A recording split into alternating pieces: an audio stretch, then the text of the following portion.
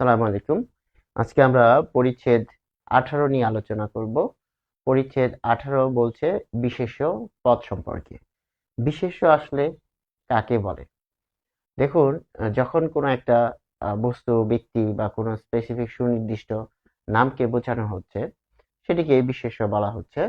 এবং এক্ষেত্রে আমরা বলতে পারি যে বইয়ের যে সংজ্ঞা সেটি বলছে যে শব্দ দিয়ে ব্যক্তি, প্রাণী, তাহলে যে শব্দ দিয়ে ব্যক্তি, তারপর প্রাণী, এখানে আমরা যদি লিখি 1 ব্যক্তি, 2 প্রাণী, 3 হচ্ছে স্থান, বস্তু, ধারণা, তারপরে স্থান, 4 হচ্ছে বস্তু, 5 হচ্ছে ধারণা, এরকম। তারপর 6 হচ্ছে গুণ। এই বিষয়গুলো আমাদের বইয়ে রয়েছে। তাহলে যে শব্দ দিয়ে, অর্থাৎ একটি শব্দ, যে শব্দটি কি বোঝাবে, যে ব্যক্তিকে বোঝাতে পারে অথবা প্রাণীকে বোঝাতে পারে অথবা কোনো স্থানকে বোঝাতে পারে অথবা কোনো বস্তুকে বোঝাতে পারে অথবা কোনো ধারণা বা কনসেপ্ট কে বোঝাতে পারে, আবার কোনো গুণকে বোঝাতে পারে, সেই বিষয়টিকে বলা হচ্ছে বিশেষ্য পদ। পদ খুব গুরুত্বপূর্ণ, কারণ শব্দ যখন বাক্যে বসে তখন সেটি পদ হিসেবে কাজ করে। এবং শব্দগুলো কিন্তু বিক্ষিপ্তভাবে থাকতে পারে, এলোমেলোভাবে থাকে। কিভাবে থাকে? ধরুন যে আপনি একটি শব্দ নিয়ে আসলেন, চীনা শব্দ, একটি শব্দ নিয়ে আসলেন জাপানি শব্দ, যেটি বাংলা ভাষার যে শব্দ ভান্ডার রয়েছে সেই শব্দ ভান্ডারে যদি আমরা দেখি, তাহলে দেশি বিদেশি বিভিন্ন রকমের শব্দ আছে এবং এই শব্দের মধ্যে এক একটি এক এক পদ রয়েছে। তো সেগুলো যখন আমরা বাক্যের সুশৃঙ্খল বা অর্ডার মেনে, অর্ডার কিরকম, ধরো যাক পরীক্ষার হলে যে সিট পড়ে এরকম, তাই না? এরকম একটা বেঞ্চে যে সিট পড়ে, তো দেখা যাচ্ছে যে এখানে কি বসে, যে এখানে রোল 1, এখানে হচ্ছে রোল 2, রোল 3, রোল 4, রোল 5। আবার এখান থেকে যদি 6, 7, তারপর যদি বলি এখানে 8, এখানে 9, এখানে 10। এই যে এরকম যে সিট প্ল্যান করা হয়, তাহলে সেখানে কি একটা অর্ডার বা শৃঙ্খলতা থাকে। পরীক্ষার হলে যখন আমরা পরীক্ষার জন্য সিট তৈরি করি বা সিট প্ল্যান করি, সেখানে কিন্তু স্টুডেন্টরা এখানে এসে বসে। তাহলে এই যে আপনি একটা অর্ডার বা শৃঙ্খলতা মেনটেন করলেন, সেটি কিন্তু বাক্যেরও রয়েছে। এবং সেক্ষেত্রে বলা হচ্ছে যে আহ, আকাঙ্ক্ষা, আসক্তি, বাক্যের যে 3টি গুণ এর মধ্যে একটি রয়েছে আসক্তি। এই আসক্তি হচ্ছে সুশৃঙ্খল পদবিন্যাস। পদবিন্যাস মানে, বিন্যাস মানে কি? বিন্যাস অর্থ হচ্ছে সাজানো। তাহলে বিন্যাস হচ্ছে, এটার অর্থ হচ্ছে সাজানো। তাহলে পদবিন্যাস, পদবিন্যাস হচ্ছে পদকে সাজানো। তাহলে বাক্যে পদ কিভাবে বসবে সেটা একটা স্ট্রাকচার বা গঠন মেনটেন করে বসে। যেরকম, যেমন আই ইট রাইস, তাই না? তাহলে এখানে কি আছে? সাবজেক্ট, তারপরে হচ্ছে ভার্ব, অবজেক্ট। তো এটা একটা স্ট্রাকচার। তো বাংলায় হচ্ছে আমি ভাত খাই, বাংলায় হচ্ছে আমি, তারপরে আমি হচ্ছে সাবজেক্ট, ভাত হচ্ছে অবজেক্ট, তারপরে হচ্ছে খাই হচ্ছে ভার্ব। তাহলে বাংলায় হচ্ছে এস, এস ও ভি। এই যে স্ট্রাকচার মেনটেন করে পদ বসে, তাহলে বাক্যে যখন পদ বসে সেই পদগুলো আসলে কি, সেগুলো যদি আলাদা করে ফেলি, অর্থাৎ জয়েন্ট গুলো যদি আলাদা করে ফেলি, তখন সেটি আসলে শব্দ। তাহলে এই শব্দ যদি কি বোঝানো হয়, কোনো ব্যক্তির ক্ষেত্রে বোঝানো হয়, কোনো ব্যক্তি বোঝায় সেই শব্দ দিয়ে, তাহলে সেটিকে আমরা বলি বিশেষ্য পদ। আবার বিশেষ্য পদ বলতে শুধু ব্যক্তির নাম না, সেক্ষেত্রে প্রাণীর নাম হতে পারে। তারপর স্থান, কোন একটি স্থান, যেমন ঢাকা, ময়মনসিংহ, তারপর সিলেট, রাজশাহী, চট্টগ্রাম, এরকম নাম হতে পারে। তারপর বস্তুর ক্ষেত্রে হতে পারে, যে কোনো বস্তুর ক্ষেত্রে হতে পারে, ধারণা এবং গুণের ক্ষেত্রে হতে পারে। তাহলে বিশেষ্য কাকে বলছে? বিশেষ্য শব্দ যে, যে পদ দ্বারা, যে শব্দ দ্বারা কোনো নাম বোঝানো হচ্ছে। কিসের নাম? যে ব্যক্তির নাম, যে, যে শব্দ দ্বারা কোনো কি বোঝাচ্ছে? যে ব্যক্তি, প্রাণী, স্থান, ব্যক্তি, প্রাণী, স্থান, এরপর হচ্ছে বস্তু,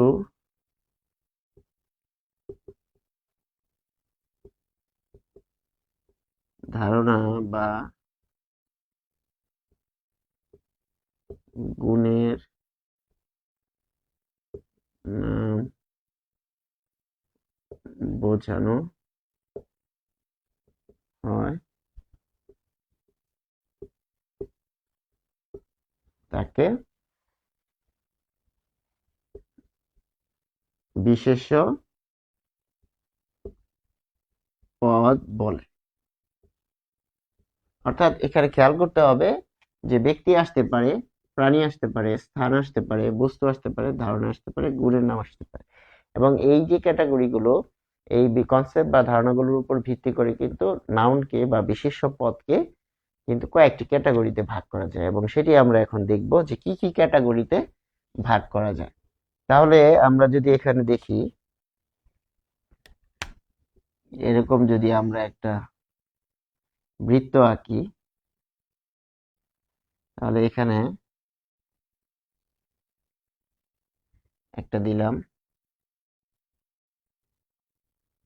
এখানে একটা দিলাম, এখানে একটা দিলাম, 1 2 3। এখানে একটু বেশি হয়ে গেল, আমরা এটি দুটি মুছে দিব।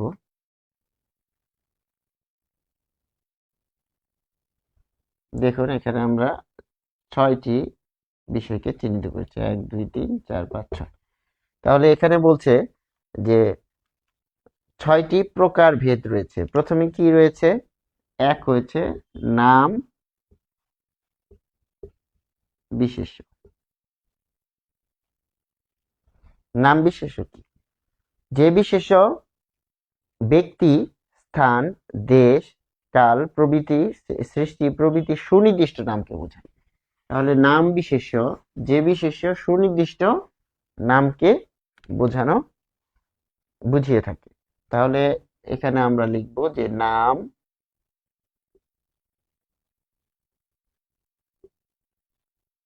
বিশেষ্য।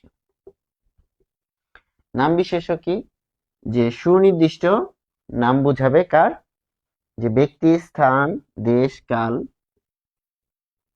ব্যক্তি, স্থান,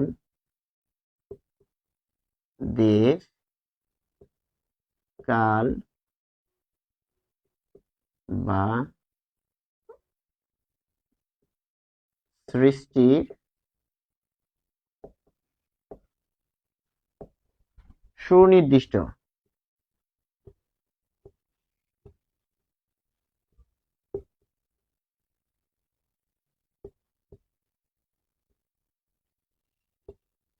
সুনির্দিষ্ট নামকে বোঝায়, তাকে নাম বিশেষ্য বলে।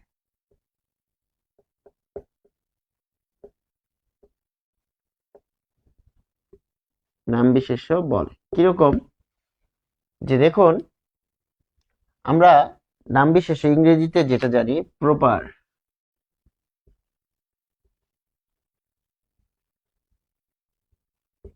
ইংরেজিতে প্রপার নাউন কোনগুলো? নাউনের ক্ষেত্রে যে আমরা পড়ে থাকি যে প্রপার নাউন, অর্থাৎ স্পেসিফিক। যেমন একটা একটা রোল একজনের কিন্তু হয়ে থাকে, একটা রেজিস্ট্রেশন নম্বর একজনেরই হয়ে থাকে। ঠিক এরকম যে নামটা ইউনিক, যেটি বললে সেই সুনির্দিষ্ট ব্যক্তি বা স্থানকে বোঝানো হবে বা বইয়ের নাম হতে পারে, সেটি হচ্ছে প্রপার নাউন বা নাম বিশেষ্য, যেটিকে আমরা বোঝানোর সুবিধার্থে বলছি। তাহলে নাম বিশেষ্য এর সাথে সুনির্দিষ্ট একটি কথা রয়েছে, যে সুনির্দিষ্ট সুনির্দিষ্ট নাম কিরকম? ধরেন নজরুল, তাহলে নজরুল একজন মানুষ, কিন্তু এই মানুষের মানুষ তো অনেক, শত শত মানুষ, তাই না? কোটি কোটি মানুষ। তো কোটি কোটি মানুষের মধ্যে যখন নজরুল বলছি, তখন একজন সুনির্দিষ্ট নজরুলকে বোঝানো হচ্ছে। আবার গ্রন্থের নাম যখন বলছি,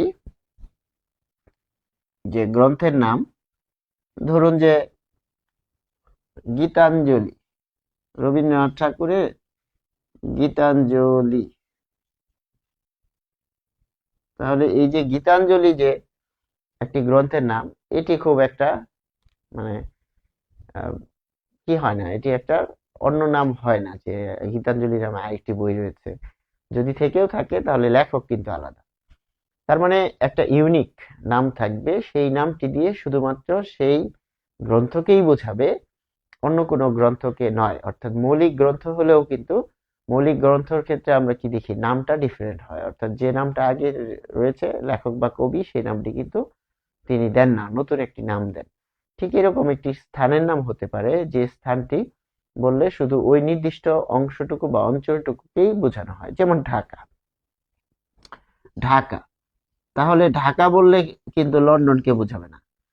আবার লন্ডন বললে কিন্তু ঢাকাকে বোঝাবে না। লন্ডনের একটা নির্দিষ্ট এরিয়া রয়েছে। আপনার যদি গুগল ম্যাপে যান, তো গুগল ম্যাপে আপনি যদি লন্ডন সিলেক্ট করে সার্চ দেন, সেক্ষেত্রে কিন্তু লন্ডনের কোন দিকে কত অক্ষ অক্ষে আছে, অক্ষমাংশ, দ্রাঘিমাংশ সব চলে আসবে। একটা এরিয়া রয়েছে, কত কিলোমিটার ডান দিকে, কত কিলোমিটার বাম দিকে, কত কিলোমিটার। তারপর হচ্ছে দেখেছে যে উত্তর দিকে, দক্ষিণ দিকে, এরকম কত, পূর্ব পশ্চিম উত্তর দক্ষিণ, অর্থাৎ চতুর্দিকে তার কত কিলোমিটার পর্যন্ত তার রেঞ্জ রয়েছে, বিস্তৃতি রয়েছে, সেটি কিন্তু স্পেসিফিক। কাজে লন্ডন বললে ঢাকাকে বোঝাবে না, ঢাকা বললে লন্ডনকে বোঝাবে না। তাহলে ঢাকা বাংলাদেশের রাজধানী। ঠিক এরকম যে নয়াদিল্লি, সেটি হচ্ছে ভারতের রাজধানী। আবার কলকাতা পশ্চিমবঙ্গের রাজধানী। তো দেখা যাচ্ছে যে এই যে একটা নির্দিষ্ট এরিয়া, সেটিকে কিন্তু বোঝাচ্ছে স্থানের নাম দিয়ে। তাহলে সেটি যদি নির্দিষ্ট হয়, সেটিকে আমরা বলবো প্রপার নাউন বা নাম বিশেষ্য। অর্থাৎ নাম বিশেষ্য বলে একেবারে unique, to the point, pin যেরকম ড্রপ করে একটা নির্দিষ্ট জায়গায়, ঠিক ওই জায়গাটাকে বোঝাবে। গুগল ম্যাপে কিন্তু এরকম ড্রপ পিন করা যায়, যে ড্রপ পিন একটা এরকম চিহ্ন থাকে, ঠিক আছে, যে এরকম, এটি ঠিক এরকম, এটি কোথায় রয়েছে, এটি যে জায়গাটাতে দেখাবে, আপনি গুগলে সার্চ দিবেন, সেই জায়গাটিতে এটা বসবে। তাহলে একটা সুনির্দিষ্ট স্পেসিফিক জায়গা যদি হয়, সেটি প্রপার নাউন হবে। সেটি ব্যক্তির নামের ক্ষেত্রে হতে পারে। আর কি কি ক্ষেত্রে আমরা পাচ্ছি যে ব্যক্তির নাম, কিরকম, যে হাবিব,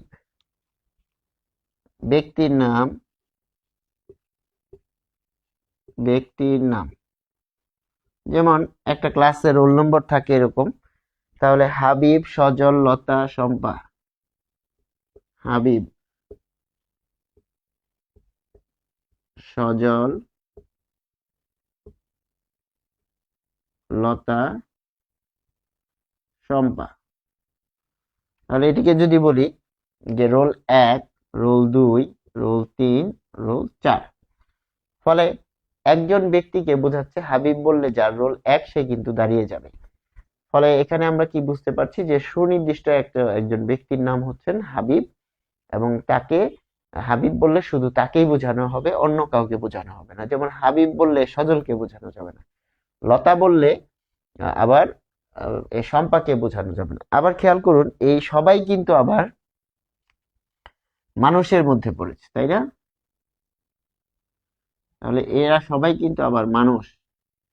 কিন্তু যখন আপনি মানুষ বলছেন, এই মানুষের মধ্যে কিন্তু দেখা যাচ্ছে এরা সবাই চলে আসতেছে। তার মানে একটা শব্দের মধ্যে যদি অনেকেই থাকে, তখন কিন্তু সেটি আবার কমন নাউন, তাই না? কমন নাউন, সেটি আমরা আলোচনায় আসবো। তাহলে মানুষ কমন নাউন। একেবারে আমরা যদি বলি যে বাংলাদেশ, তাহলে পৃথিবীর বিভিন্ন যে দেশ আছে, সেখান থেকে বাংলাদেশ আলাদা হলো। পৃথিবী বললে পৃথিবীর মধ্যে কিন্তু বাংলাদেশ আছে। শুধু বাংলাদেশ নেই, বাংলাদেশ সহ বিশ্বের আরো অসংখ্য দেশ রয়েছে। তাহলে অসংখ্য দেশ যে রয়েছে, এর মধ্যে যখন আপনি বাংলাদেশ বললেন, সেটি কিন্তু স্পেসিফিক হয়ে গেল, নির্দিষ্ট হয়ে গেল। আর বাংলাদেশের মধ্যে কিন্তু প্রচুর মানুষ আছে। কিন্তু যখন আপনি বলছেন হাবিব, তখন শুধু হাবিব মানুষ, যার নাম হাবিব, তাদেরকে বোঝাবে বা তাকে বোঝাবে। ঠিক একটা ক্লাসে খুব কমই কিন্তু কয়েকজনের নাম মিলে যায়, এরকম মিলে না খুব একটা, সবার নামই মোটামুটি ইউনিক থাকে। তাহলে যদি মিলেও যায়, সেক্ষেত্রে কিন্তু বাবার নাম, মার নাম তখন আমরা দেখি। ফলে কি দাঁড়াচ্ছে, যে যখন আমরা বলছি যে হাবিব, তখন হাবিব বলতে সুনির্দিষ্ট একজন ব্যক্তিকে বোঝানো হচ্ছে। তাহলে ব্যক্তির নামের ক্ষেত্রে হাবিব, সজ্জল, লতা, শম্পা এরা সবাই কিন্তু আলাদা আলাদা আইডেন্টিটি বা পরিচয় ধারণ করে। বিদ্যালয়ে কিরকম একটা পরিচয় পত্র থাকে, পরিচয় পত্রের মধ্যে কিন্তু এরকম নাম লেখা থাকে, আবার ছবিও থাকে। তো ফলে ঠিকানা থাকে, বাবা মার নাম থাকে, এরকম স্কুলের নাম থাকে, এরকম অনেক কিছু ডাটা বা তথ্য থাকে। ফলে যে ব্যক্তির নাম হাবিব বললে একজন হাবিবকেই বোঝানো হবে, তাই এটি হচ্ছে এখানে নাম বিশেষ্য। আরেকটি হচ্ছে স্থানের নাম। তাহলে স্থানের নাম, স্থান সেটি হচ্ছে ঢাকা। তারপর যদি বলি বাংলাদেশ, তাই না, ঢাকা বাংলাদেশ। তারপর হিমালয়,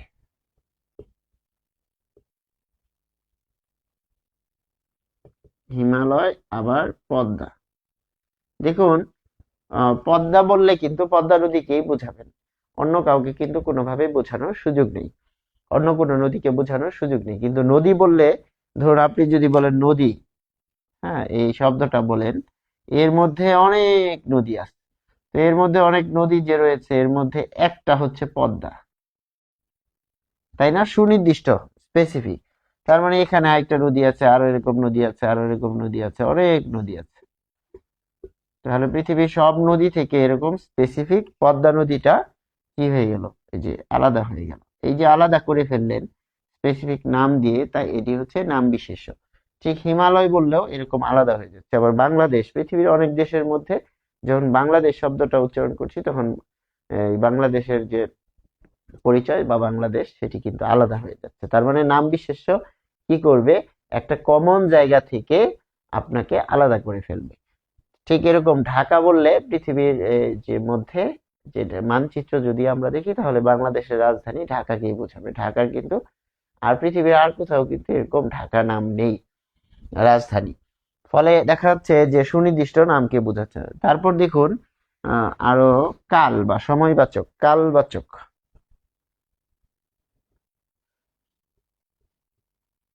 কাল নাম, তাহলে আমরা জানি সপ্তাহে 7 দিন, যেমন রবিবার, রবিবার এটা সুনির্দিষ্ট। তারপর সোমবার, সোমবার, বুধবার।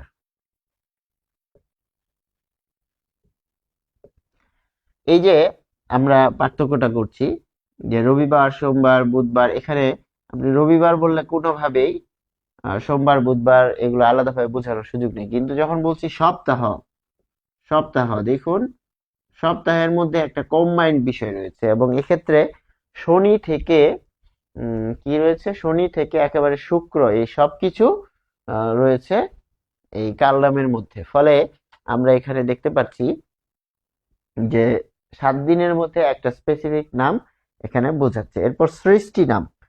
সৃষ্টি কিরকম, যে ধরুন কারো কোনো শিল্পকর্ম, সাহিত্য, সৃষ্টি নাম, তাই না। তারপর সৃষ্টি নাম কি হতে পারে, যেমন ধরুন যে গীতাঞ্জলি, রবীন্দ্রনাথ ঠাকুরের বিখ্যাত গ্রন্থ, এবং এখানে কি রয়েছে দেখা যাচ্ছে যে যার জন্য কি তিনি নোবেল পুরস্কার পেয়েছিলেন। তো দেখা যাচ্ছে গীতাঞ্জলি বললে গীতাঞ্জলিকেই বোঝানো হয়ে থাকবে। তারপর দেখা যাচ্ছে যে ইত্তেফাক, সঞ্চিতা, ইত্তেফাক একটি পত্রিকা, সঞ্চিতা,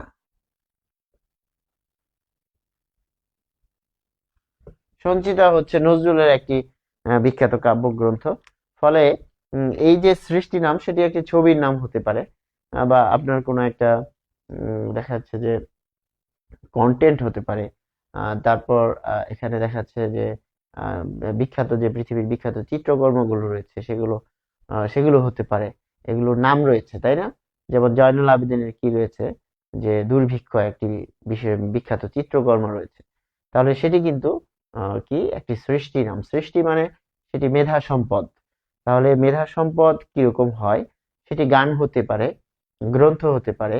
তারপর দেখা যাচ্ছে আপনার কোনো লেখা কবিতার বই হতে পারে, আপনার কোনো লেখা দেখা যাচ্ছে উপন্যাসের বই হতে পারে, গল্প গ্রন্থ হতে পারে, যে কোনো কিছুই হতে পারে, যে কোনো সৃষ্টি।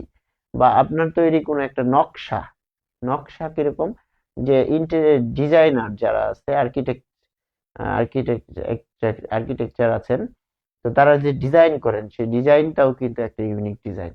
তো দেখা যাচ্ছে সেটি যদি প্যাটেন্ট করা থাকে বা তার নামে রেজিস্টার্ড করা থাকে, তাহলে সেটি কিন্তু তার একটি শিল্পকর্ম হতে পারে, একটা গান হতে পারে, চমৎকার গান, সেই গানটিও কিন্তু একটি সৃষ্টিকর্ম। তাহলে সেটি কি বোঝানো হচ্ছে, যে গানটি যেটি রেজিস্টার্ড সেটি সুনির্দিষ্ট নাম রয়েছে এবং সেই সুনির্দিষ্ট নাম দিয়ে কিন্তু ওই গানটিকেই বোঝানো হচ্ছে। কিন্তু যখন গান বলছেন তখন পৃথিবীর সব গানকে বোঝানো হচ্ছে। আশা করি আমরা বুঝতে পেরেছি।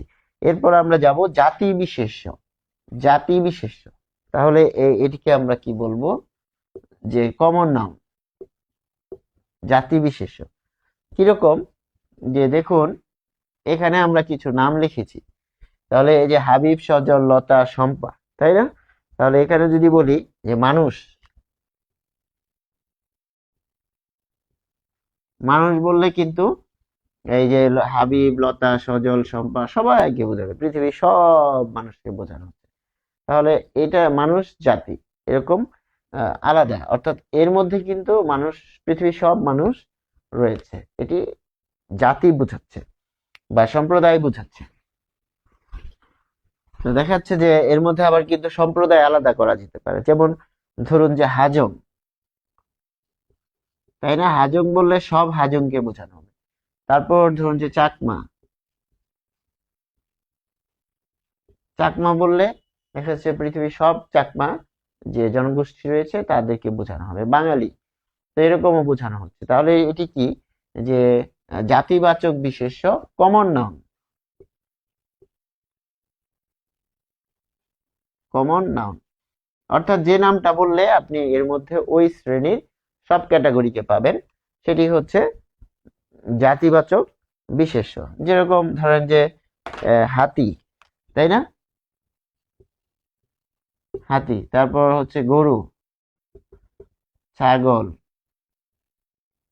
ভেড়া, বাঘ,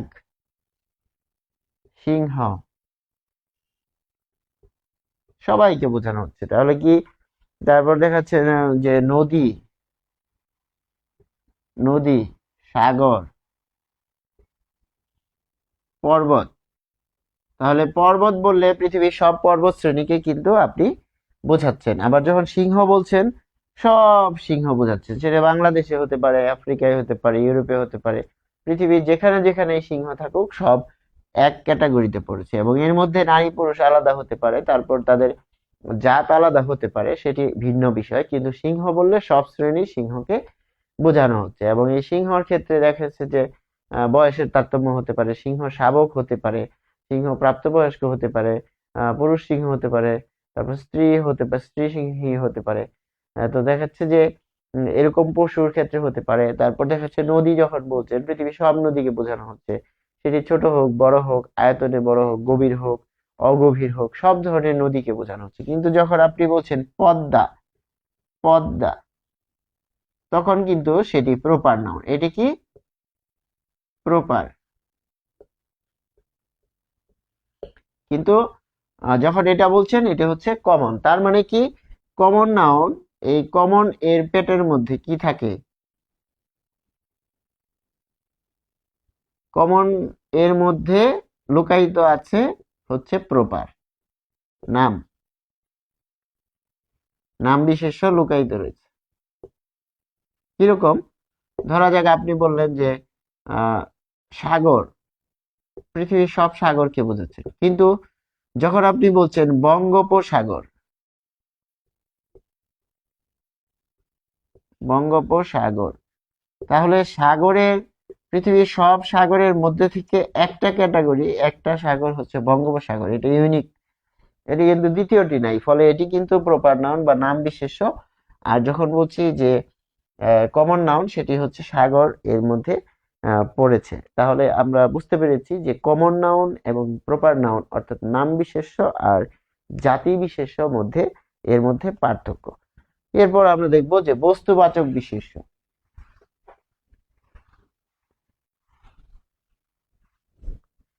বস্তু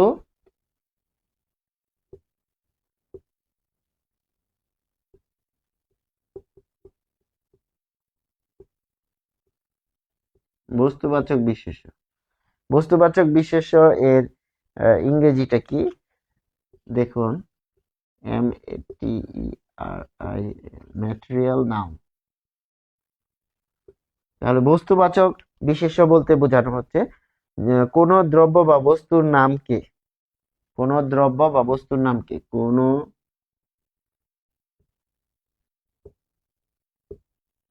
দ্রব্য বা বস্তুর নামকে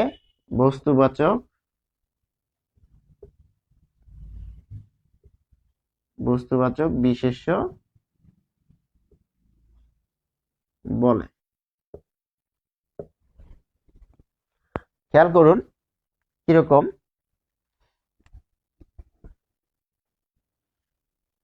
দেখা যাচ্ছে যে আমরা যদি এখানে উদাহরণ দেই, ইট,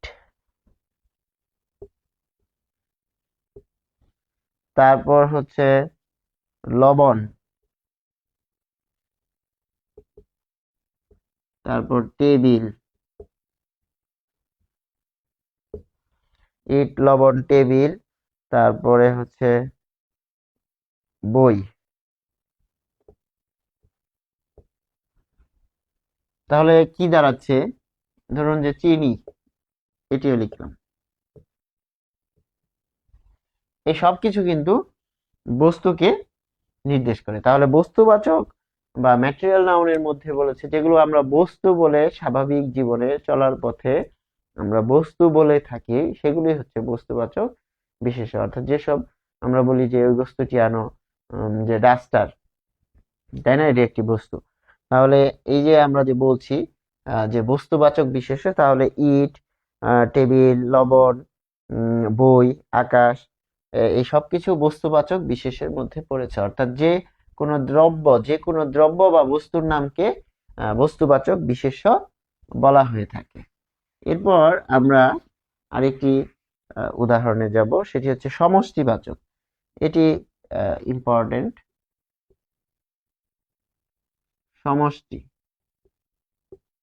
সমষ্টিবাচক বিশেষ্য। তাহলে সমষ্টিবাচক বিশেষ্য কি বোঝায় আমরা দেখি, যে একটা শব্দ কিন্তু এর মধ্যে অনেকগুলো বিষয় জড়িত থাকে। কিরকম, যেমন সভা,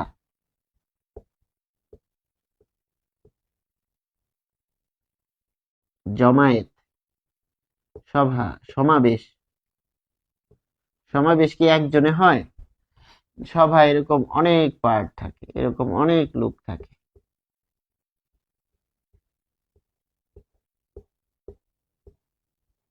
অনেক মিলে কি হয়, অনেকে মিলে একটা সভা, একটা মিটিং হয়। ধরুন যে এখানে হচ্ছে, এখানে প্রধান থাকলো একটা মিটিং এ, তাই তো, আর এখানে ধরুন যে পার্টে চেয়ারে বসে আছে কিছু লোকজন।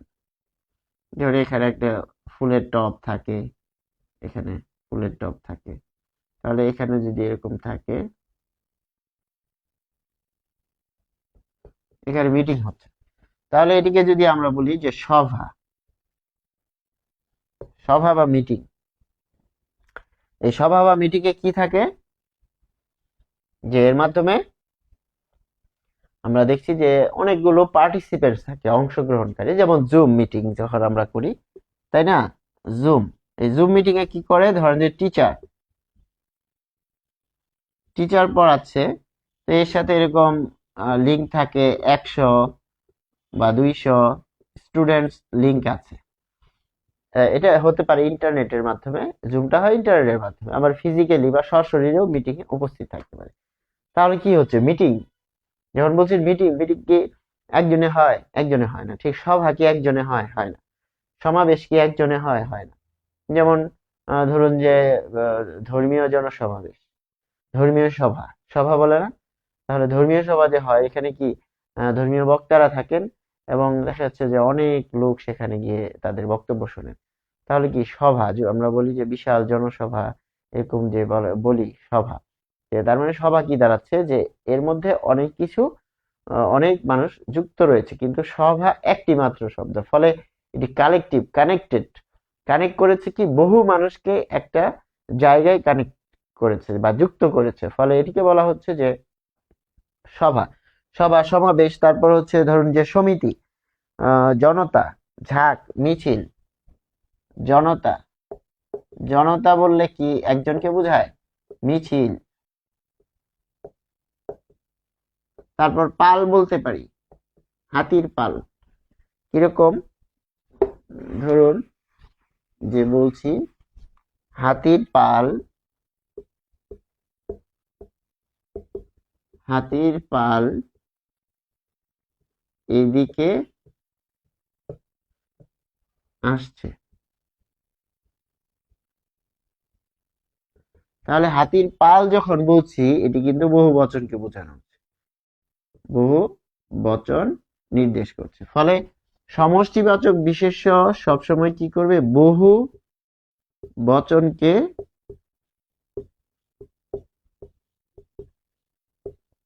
নির্দেশ করবে, বহু বচনকে নির্দেশ করবে। এবং বহু বচনের জন্য কিন্তু এই যে এগুলা ব্যবহার করা হয়, যেমন হাতির পাল, তাই না? তারপর মিছিল, জনতা। এরপর আরো রয়েছে ঝাঁক, বাহিনী, তাই না? বাহিনী। তো বাহিনীর মধ্যে কি থাকে? একজন থাকে, অনেক লোক থাকে, অনেক লোক মিলে একটা বাহিনী হয়, যেমন পুলিশ বাহিনী।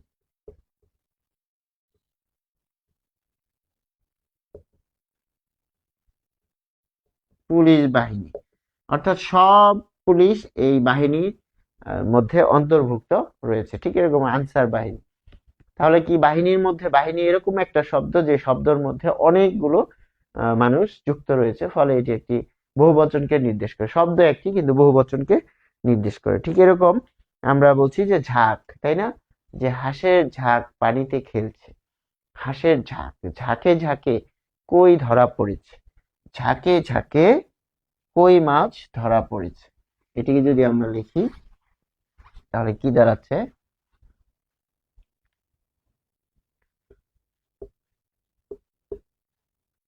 ঝাঁকে ঝাঁকে কই মাছ ধরা পড়েছে। ঝাঁকে ঝাঁকে কই মাছ ধরা পড়েছে। এই যে আমরা বলছি যে ঝাঁকে ঝাঁকে কই মাছ ধরা পড়েছে, তাহলে এখানে আমরা কি পাচ্ছি? কই মাছকে নির্দেশ করছি কি দিয়ে? যে ঝাঁক দিয়ে। ঝাঁকে ঝাঁকে মানে কি? অনেকগুলো করে। ধরুন একটা জাল ফেলেছে, অনেকগুলো উঠলো, আবার এক ঝাঁক হলো, আরেক ঝাঁক। ঠিক এরকম ঝাঁকে ঝাঁকে। তাহলে আমরা যদি একটু বুঝে পড়ি, কোনো অপশন কিন্তু আমাদেরকে ঝামেলায় ফেলতে পারবে না। আশা করি আমরা বুঝতে পেরেছি। এরপর আমরা গুণবাচক বিশেষ্য বলবো। গুণবাচক বিশেষ্য, এটি একটু খেয়াল করার অবস্থায় রয়েছে। গুণবাচক সেটি আবার কি? অনেকে বলে যে স্যার গুণ কিরকম? গুণবাচক বিশেষ্য,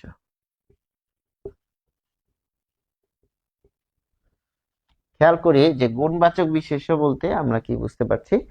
যে গুণগত অবস্থা বা ধারণার নাম কি? গুণগত অবস্থা, গুণগত অবস্থা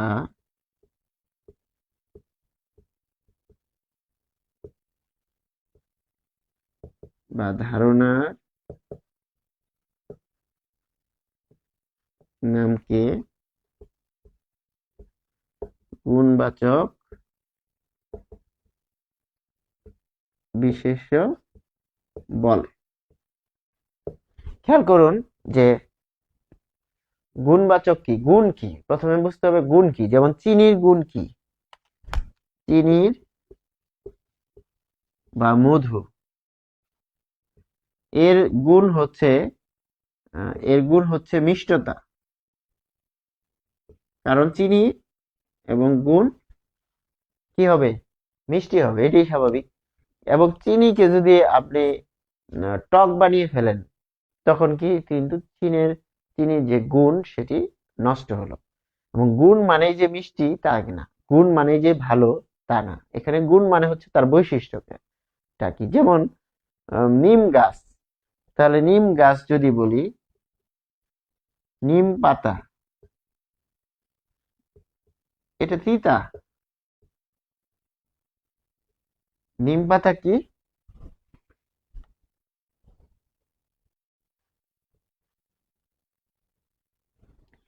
তিতা। ফলে নিম গাছের বৈশিষ্ট্য হচ্ছে, নিম পাতার বৈশিষ্ট্য হচ্ছে সে কিন্তু মধুর মতো মিষ্টি হবে না। আপনি মিষ্টি বানাতে পারেন তার রসের মধ্যে চিনি মিশায়, কিন্তু সেটি কিন্তু তার গুণ নয়। তখন সেটি তার দোষ হয়ে যাবে। কেন দোষ হয়ে যাবে? যে প্রাকৃতিক ভাবে, কি প্রাকৃতিক ভাবে, প্রাকৃতিক ভাবে নির্ধারিত। এটার প্রমাণ হচ্ছে নিম পাতা তিতা, এটা প্রাকৃতিক ভাবে নির্ধারিত। এখন নিম পাতার সাথে, নিম পাতা যে রস তৈরি করে সেটার মধ্যে চিনি মিক্স করে যদি বলেন যে নিম পাতার রস, তাহলে কিন্তু সেটি বিকৃত হলো, বা সেটি কিন্তু পরিবর্তিত হলো। যেটি পরিবর্তনযোগ্য নয়, যেটি পরিবর্তনশীল নয়, সেটির স্বাভাবিক গুণ কি? যেমন দারুচিনি, দারুচিনি একটা মশলা, তার একটা স্বাভাবিক গুণ রয়েছে। এখন দারুচিনির সাথে কিন্তু এলাচের গুণ মিশবে না। তাহলে দারুচিনির গুণ আলাদা, এলাচের গুণ আলাদা। যেমন খেয়াল করুন যে টিচার, টিচার, তারপর হচ্ছে স্টুডেন্ট।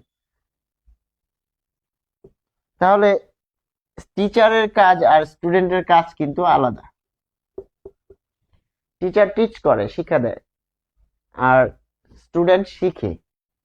এবং স্টুডেন্ট যখনই সে শেখায়, অন্যকে শেখায়, যদি শিখায়, ঠিক ওই মুহূর্তে সে কিন্তু টিচার হয়ে ওঠে। তাহলে ব্যক্তি একই, ধরা যাক রোল 1, খুব ভালো স্টুডেন্ট, এবং এই ধরুন দশম শ্রেণীর শিক্ষার্থী, দশম, এবং সে বাসায় তার ছোট ভাইকে, ধরেন ক্লাস 2-তে পড়ে, C2 লিখলাম, ক্লাস 2-তে পড়ে, তাকে সে বাসায় পড়ায়। তাহলে আমার কাছে কি? আমার কাছে একজন দশম শ্রেণীর শিক্ষার্থী, কিন্তু সে যখন আরেকজনকে পড়াচ্ছে, ধরা যাক রোল 1, তার নাম হচ্ছে ক। তাহলে এই যে ক, এ হচ্ছে আমার শিক্ষার্থী, আমার স্টুডেন্ট, কারণ সে স্কুলে আসে, আমার ক্লাস করে। তাহলে আমার স্টুডেন্ট, কিন্তু যখন আমি বলছি খ হচ্ছে তার ছোট ভাই, এই খকে আবার সে পড়ায়। তাহলে খকে যে সে পড়াচ্ছে, তখন নাম কিন্তু ক, এ ফাংশন করছে কি? টিচার হিসেবে। ঠিক এরকম স্বাভাবিক একটা গুণ রয়েছে। চিনির গুণ, সে মিষ্টি হবে। তারপর হচ্ছে নিম গাছের গুণ, নিম পাতার গুণ, সে তিতা হবে। এটাই স্বাভাবিক। তার মানে এই যে গুণ, এটিকে আমরা বলবো যে বৈশিষ্ট্য, সাধারণ বৈশিষ্ট্য। ফলে গুণবাচক বিশেষ্য হচ্ছে যে গুণগত অবস্থা বা ধারণা, যেটিকে আপনি এটির ক্ষেত্রে গুরুত্বপূর্ণ বিষয় হচ্ছে যেটিকে আপনি ধরতে পারবেন না, ছুঁতে পারবেন না। অ্যাবস্ট্রাক্ট যে বিষয়টি রয়েছে, অ্যাবস্ট্রাক্ট নাউন, তাই না? গুণবাচক বিশেষ্য, গুণগত অবস্থা। ফলে আমরা এতক্ষণ গুণ বোঝানোর জন্য এত আলোচনা করলাম। ফলে এটিকে বলছি অ্যাবস্ট্রাক্ট। অ্যাবস্ট্রাক্ট নাউন কি? অ্যাবস্ট্রাক্ট নাউন হচ্ছে যে নাউন আসলে গুণ বোঝাচ্ছে, যেমন ধরতে পারবেন না, ছুঁইতে পারবেন না। এর সাথে অন্য নাউনগুলোর পার্থক্য রয়েছে। যেমন ধরুন যে ঢাকা, ঢাকা আপনি যেতে পারবেন, একটা স্থানের নাম, স্পেসিফিক। নজরুল, তাই না? মানুষ, টাচ করা যাবে। তারপর বস্তু, লবণ, তারপর সভা। এই সবকিছুর কি রয়েছে? ফিজিক্যাল এক্সিস্টেন্স রয়েছে, অর্থাৎ শারীরিক উপস্থিতি রয়েছে। যেমন ঢাকার একটা নির্দিষ্ট এরিয়া রয়েছে, যেটি একটি এলাকাকে বোঝানো হচ্ছে। এবং আপনি যদি নজরুলের একটা বই নেন হাতে, সেই বইটা আপনার অস্তিত্ব আছে, কিন্তু যেটা সফটওয়্যার আর হার্ডওয়্যারের মধ্যে পার্থক্য কি? যেমন এটা হচ্ছে সফটওয়্যার, এই যে এই জিনিসটা, বোর্ডটা হচ্ছে হার্ডওয়্যার, শক্ত, ধরা যায়, ছোঁয়া যায়। কিন্তু সফটওয়্যার কি? যেটাকে আপনি ধরতে পারবেন না, ছুঁতে পারবেন না, কিন্তু ফাংশন করবে। যেরকম মোবাইলের মধ্যে যেটা থাকে, মোবাইলে মোবাইলে আমরা যে ধরতে পারি ছুঁতে পারি সেটি হচ্ছে হার্ডওয়্যার। কিন্তু মোবাইলের কোনো একটা সুনির্দিষ্ট কাজ যেটি স্পেসিফিক কাজ করে, কি দিয়ে করে, যে হিসাব নিকাশের জন্য আপনি এক্সেল যে অ্যাপটি রয়েছে সেটি ডাউনলোড করলেন, তাহলে এক্সেল দিয়ে শুধু হিসাবই করতে পারবেন। সেটি কিন্তু সুনির্দিষ্ট টাস্ক কে প্রকাশ করে বা নিয়ে কাজ করে। ফলে এই যে হার্ডওয়্যার আর সফটওয়্যারের মধ্যে যেরকম পার্থক্য রয়েছে, ঠিক এরকম গুণবাচক বিশেষ্যর সাথে অন্যান্য বিশেষ্য, যেমন যে কালেকটিভ নাউন, ম্যাটেরিয়াল নাউন, তারপর হচ্ছে প্রপার নাউন, তারপরে কমন নাউন, এগুলোর পার্থক্য রয়েছে। ওগুলো কিন্তু অনেক ক্ষেত্রেই দেখা যায়, ধরা যায়, স্পর্শ করা যায়, ছোঁয়া যায়, কিন্তু এখানে আপনি তাকে অনুভব করতে হবে, তাই না? ধরা যাবে না, ছোঁয়া যাবে না। যেমন খেয়াল করুন যে গুণবাচক বিশেষ্য কিরকম, ধরেন ধৈর্য। ধৈর্য ধৈর্য ধারণ কঠিন কিন্তু তার ফল মধুর। ধৈর্য কি দেখা যায়, ধরা যায়, ছোঁয়া যায়? কিন্তু ধৈর্য যে ফাংশন করে, ভেতরে থাকে মানুষের, ধরেন যে সহনশীলতা, সহনশীলতা একটা গুণ। সহনশীলতা, সহনশীলতা, অনেক মানুষ আছে সহজে কিছু মনে করে না, ধৈর্য ধরতে জানে, যে সহনশীল, সহজে মানে রেগে যায় না। তার মানে কি, খুব পজিটিভ একটা তার যে গুণ রয়েছে, মানুষের মানবীয় গুণের মধ্যে একটা হচ্ছে সহনশীলতা, চমৎকার একটি গুণ। তারপর দয়া, আনন্দ, গুরুত্ব। দয়া ধরা যায় না, ছোঁয়া যায় না, কিন্তু তার ফাংশনটা খুব পজিটিভ। তারপর হচ্ছে আনন্দ, যদি আনন্দ হয়ে থাকে তাহলে বিষাদও হবে। বিষাদ, যেমন বিষাদ সিন্ধু, ক্রোধ রূপ অনল, সমাসের মধ্যে আমরা পড়েছি। ক্রোধের অনল, দেখা যায় না, ধরা যায় না, ছোঁয়া যায় না। তাহলে দেখা যাচ্ছে যে কিন্তু তার যে কার্যক্রম সেটি কিন্তু নেগেটিভ। তাহলে বিষাদ আর আনন্দ দুইটা দুই জিনিস। ফলে যখন আমরা এরকম বিষয়গুলো পাচ্ছি, গুণগত অবস্থা বা ধারণা প্রকাশ হচ্ছে, সেটি হচ্ছে গুণবাচক বিশেষ্য। অ্যাবস্ট্রাক্ট বিষয় ধরতে পারবে না, ছুঁতে পারবে না। পরীক্ষার হলে ঝামেলা বাঁচতে পারে, ঝামেলা বাঁচতে অপশনে যেতে হবে, ক, ক, খ, গ, ঘ। তো যদি ঝামেলা বাজে কোনটা, তখন দেখবেন গ অপশন থেকে বাদ দেওয়া যায়, খ অপশন থেকে বাদ দেওয়া যায় কিনা, এটা কোন নাউনের মধ্যে পড়ছে, এটা কোন নাউনের মধ্যে পড়ছে, এটা কোন নাউনের মধ্যে পড়ছে, তখন এইভাবে কিন্তু যাচাই করা যায়। যেমন দয়া, আনন্দ। তারপর সরলতা,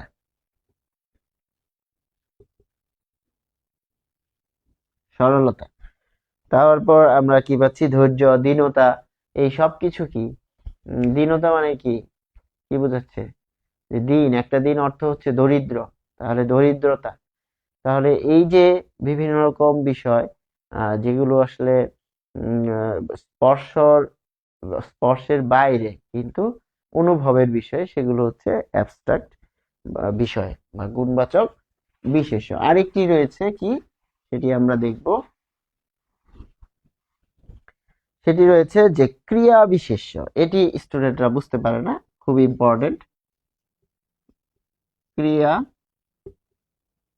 বিশেষ্য, ধরা যাক আমি একজন ব্যক্তির কথা যদি বলি, বাংলাদেশি বংশোদ্ভূত,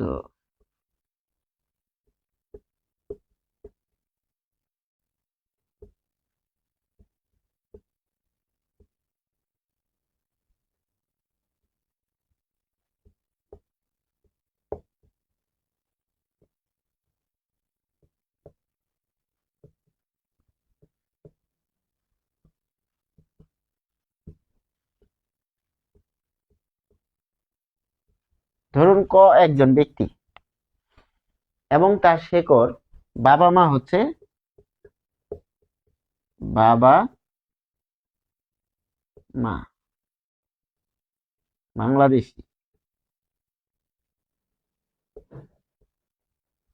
এবং বাংলাদেশে যার রুট বা শেকড়, তাহলে সেই শেকড়ের একটা লোক বা মানুষ দেখাচ্ছে যে তার নাগরিক কোন জায়গার, ব্রিটেনের। বা ইংল্যান্ডের নাগরিক, বাংলাদেশি বংশোদ্ভূত ইংল্যান্ডের নাগরিক। তাহলে শেকড় কোথায়? শেকড় হচ্ছে বাংলাদেশি। তাহলে একটা গাছ, গাছ যদি এরকম থাকে, তাহলে ধরেন যে এটা হচ্ছে মাটি, এটা হচ্ছে তার শেকড়, তাই না? এরকম। তাহলে এই শেকড়টা হচ্ছে বাংলাদেশ,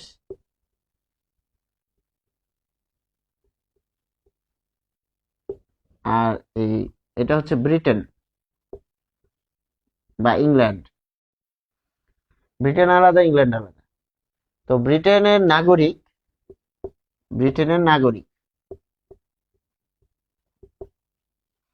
অনেকে আছে দেশের বাইরে থাকে, দেশের বাইরে কিন্তু বাংলাদেশ সরকার তাদের নাগরিকত্ব দিয়েছে। ফলে তিনি কি, ধরেন যে চীনা বংশোদ্ভূত বাংলাদেশি নাগরিক। তার মানে তার শেকড়টা হচ্ছে এক দেশ, কিন্তু নাগরিক আরেক দেশের। তো বিষয়টা হচ্ছে এরকম, ক্রিয়াজাত ক্রিয়া বিশেষ্য হচ্ছে যে বিশেষ্য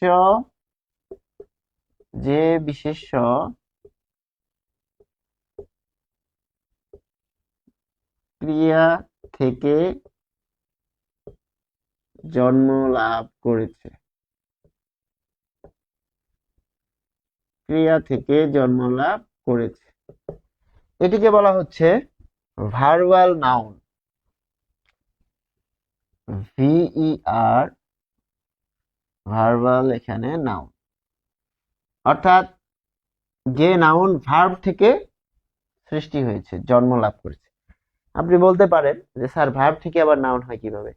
এখন আমি আপনাকে আরেকটা উদাহরণ দিলেই ক্লিয়ার হয়ে যাবে। ক্যালকুলেট, ক্যালকুলেট, ক্যালকুলেট কি? গণনা করা, গণনা করা। ক্যালকুলেট থেকে ক্যালকুলেশন, এটি কি? এটি হচ্ছে ভার্ব। আমরা কি শব্দের পরিবর্তন করি না? ক্যালকুলেট ভার্ব, এটি কি? নাউন। তাহলে এটি যদি ইংরেজিতে সম্ভব হয়, বাংলায় কেন সম্ভব হবে না? এটি হচ্ছে গণনা। ক্লিয়ার? Calculation noun. নাউন চেনার উপায় কি? লাস্টে TION থাকে, SION থাকে। ফলে ক্যালকুলেশন হচ্ছে নাউন, ক্যালকুলেট ভার্ব। কাল্টিভেট চাষ করা, কাল্টিভেট চাষ করা, কাল্টিভেশন চাষ, শুধু চাষ, নাউন। তাহলে কাল্টিভেশন যদি নাউন হয়, কাল্টিভেট ভার্ব।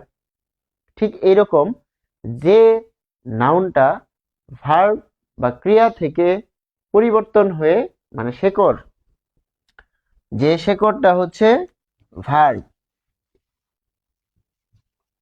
কিন্তু বৃক্ষটা হচ্ছে নাউন। আমি এই যে ব্রিটেনের নাগরিক, এটা লেখার অর্থ কি?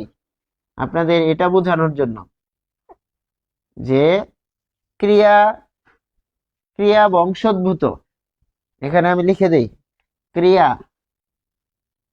ক্রিয়া বংশোদ্ভূত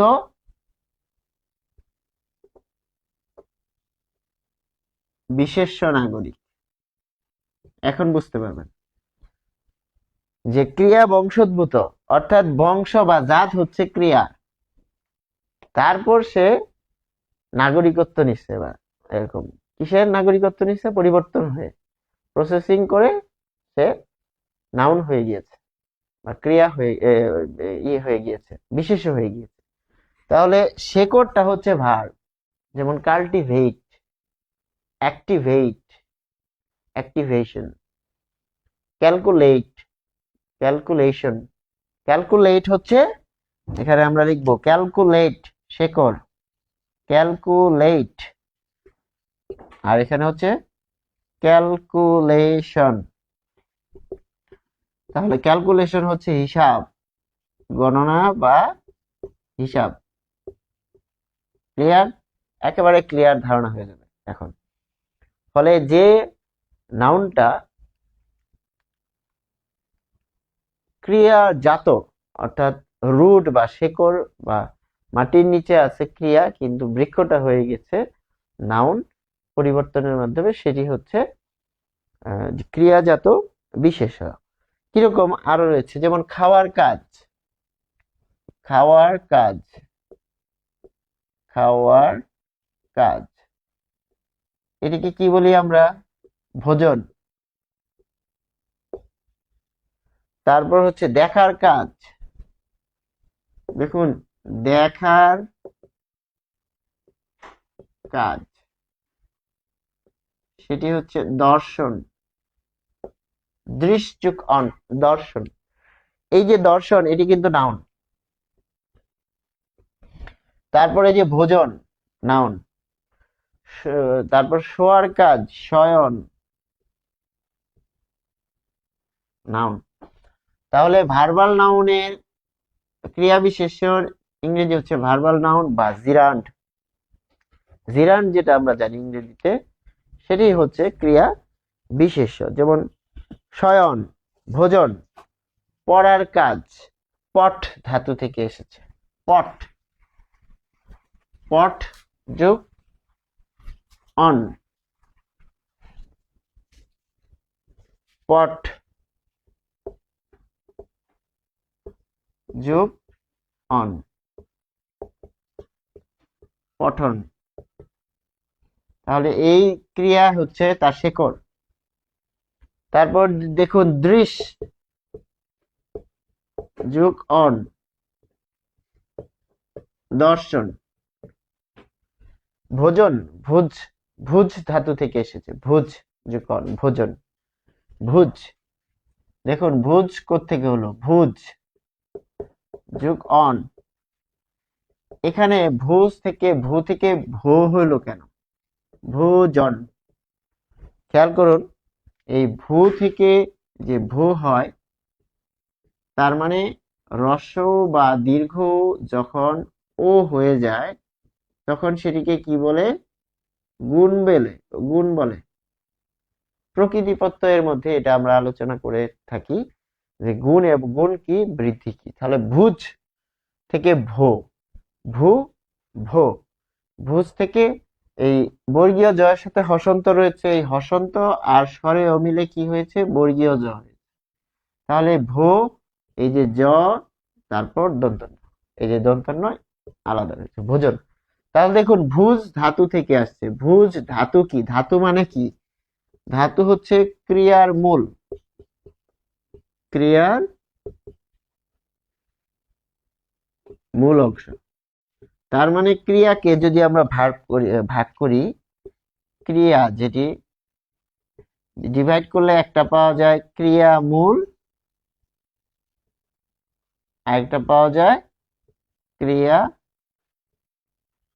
বিভক্তি। কিরকম?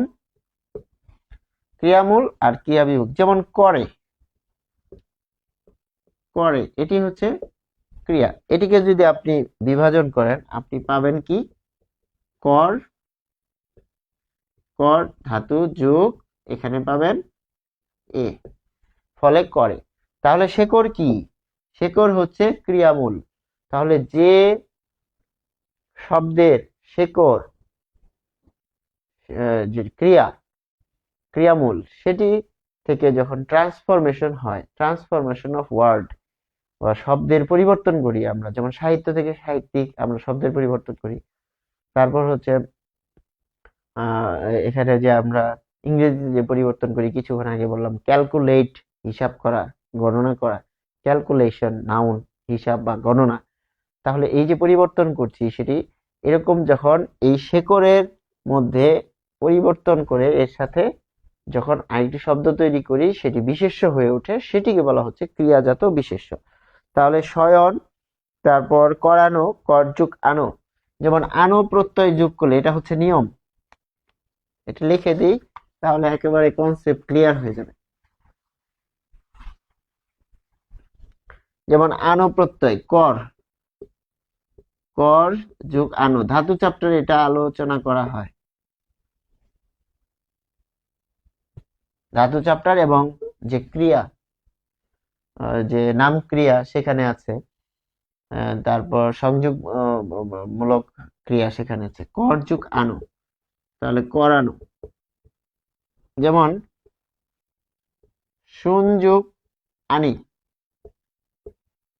দেখুন শুনানি, এই শব্দটা আদালতে সবচেয়ে বেশি ব্যবহার হয়, যে আজকে এই মামলায় শুনানি রয়েছে, এটার ইংরেজি হচ্ছে হিয়ারিং। তাহলে দেখুন হিয়ার কি, হিয়ার হচ্ছে শোনা, ভার্ব, কাজ, কিন্তু হিয়ারিং, এই যে বলছি যে নাম বিশেষ ক্রিয়া বিশেষ্য কি জিরান্ট, তাহলে হিয়ার হচ্ছে ভার্বের সাথে আইএনজি যোগ করে হিয়ারিং। হিয়ারিং এর বাংলা কি? শুনানি। তাহলে শুনানি কোথা থেকে আসছে? শুন ধাতু থেকে আসছে, শুন যোগ আনি, আনি প্রত্যয় যুক্ত হলে কি হয়? নাউন হয়। এই যে আনি প্রত্যয় নাউন গঠনে ব্যবহৃত হয়, নাউন গঠনে ব্যবহৃত হয়। ঠিক এরকম আনো প্রত্যয় নাউন গঠনে ব্যবহার হয়। আশা করি আমরা বুঝতে পেরেছি। ফলে কি পাচ্ছি আমরা? যে নেওয়া, তারপর পাঠানো, করানো, নেওয়া, এই সব কিছু ক্রিয়াজাত বিশেষ্য, ভার্বাল নাউন। তাহলে আমরা ক্রিয়ার 6টা ক্যাটাগরি পেলাম আজকে, ক্রিয়ার 6টা ক্যাটাগরি, এবং 6টা ক্যাটাগরির মধ্যে কি কি রয়েছে? প্রথমে রয়েছে হচ্ছে নাম বিশেষ্য, যেটিকে আমরা বলবো প্রপার নাউন, সুনির্দিষ্ট। বাংলায় ঝামেলা হলে ইংরেজি মাথায় আনবো, তাহলে একবারে ক্লিয়ার হবে। তারপর আমরা জাতিবাচক বিশেষ্য পাচ্ছি কিরকম? সেটি মানুষ, গরু, ছাগল, ফুল, ফল ইত্যাদি। বস্তুবাচক বিশেষ্য, সমষ্টিবাচক বিশেষ্য। সমষ্টি মানে কি? একেবারে যে একটা শব্দের মধ্যে অনেক কিছু থাকবে, অনেককে যুক্ত করা থাকবে। তারপর আমরা পাচ্ছি গুণবাচক বিশেষ্য, ক্রিয়া বিশেষ্য। আশা করি আমরা বুঝতে পেরেছি, এবং এর মাধ্যমে কিন্তু আজকে যে ক্লাসটি হলো, আশা করি এখানে একটা নম্বর একেবারে কনফার্ম হয়ে যাবে। এখান থেকে যে কোনো ধরনের প্রশ্ন আসলে আমরা পারবো, এবং আসার সম্ভাবনা খুবই বেশি। আশা করি শিক্ষার্থীরা বুঝতে পেরেছো, এবং এর মাধ্যমে কিন্তু আমাদের আজকের ক্লাস শেষ হলো। আশা করি সবাই উপকৃত হবে। সেই পর্যন্ত সবাইকে ধন্যবাদ। আসসালামু আলাইকুম।